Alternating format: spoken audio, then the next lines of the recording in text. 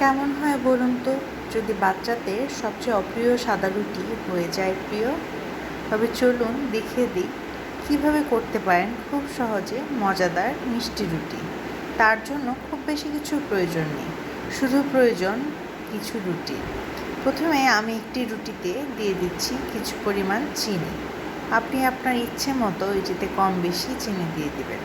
এবারে চিনিটা দিয়ে ভালোভাবে আমি রুটির চারপাশটাকে সিল করে দেব যেন চিনিটা বের না হয়ে যায়।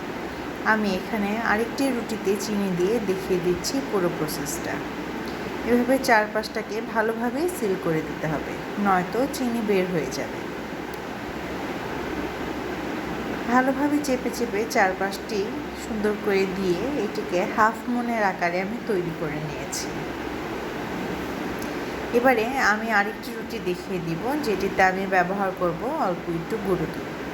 ঠিক আগের মতোই এবারে চিনির সঙ্গে দিয়ে দিচ্ছি শুধু কিছুটা গুঁড়ো দুধ।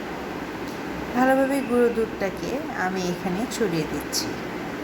এবারে আবার আগের মতোই হাফ মুন আকারে তৈরি করে নেব আমাদের এই রুটি। এখন অনেকের মনে প্রশ্ন আসতে পারে, এত সোজা রেসিপি আমি কেন দেখাচ্ছি? সব কিছুরই একটা কারণ থাকে, আর আজকের কারণ এটি আমার শৈশবের একটি স্মৃতি।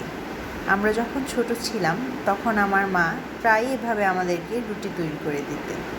অনেক সময় সাদা রুটি খেতে ভালো লাগতো না, অথবা স্কুলে যাওয়ার আগে মনে হতো চটজলদি যদি কিছু খেয়ে নেওয়া যায়, তখন আমার মা এভাবে চিনিকে রুটির মাঝখানে দিয়ে আমাদেরকে ভালোভাবে ভেজে দিতেন। আর সেদিন মনে হতো আমাদের যেন ঈদ লেগে গিয়েছে। তাই আমি আমার স্মৃতিগুলোকে আবার মনে করার জন্য ভাবলাম আপনাদের সাথেও একটু শেয়ার করা যাক। অনেক সময় বাচ্চাদের স্কুলের টিফিনে অথবা সকালে নাস্তা খাওয়ার জন্য কী দিবেন তাই ভেবে পান না মায়েরা।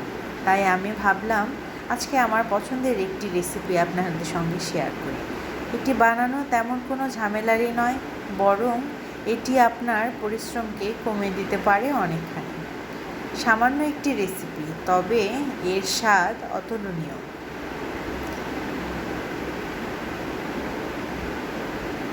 আমি একটি তাওয়াতে এক এক করে ভেজে নিচ্ছি আমার তৈরি করে রাখা হাফ মুনগুলোকে।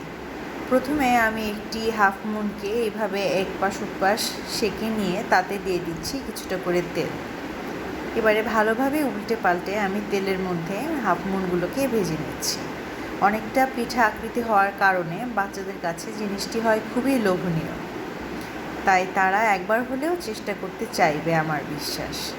আমি এখনও প্রায়ই এভাবে ভেজে ভেজে রুটিগুলোকে খাই। ব্যাস তৈরি হয়ে গেল আমাদের মজাদার হাফ মুন অথবা মিষ্টি রুটি। বাচ্চাদের পাশাপাশি বড়দেরও এই রেসিপিটি খুবই ভালো লাগবে, তাই একবার হলেও চেষ্টা করবেন এবং আমাকে জানাবেন কেমন লাগলো আজকের ভিডিও।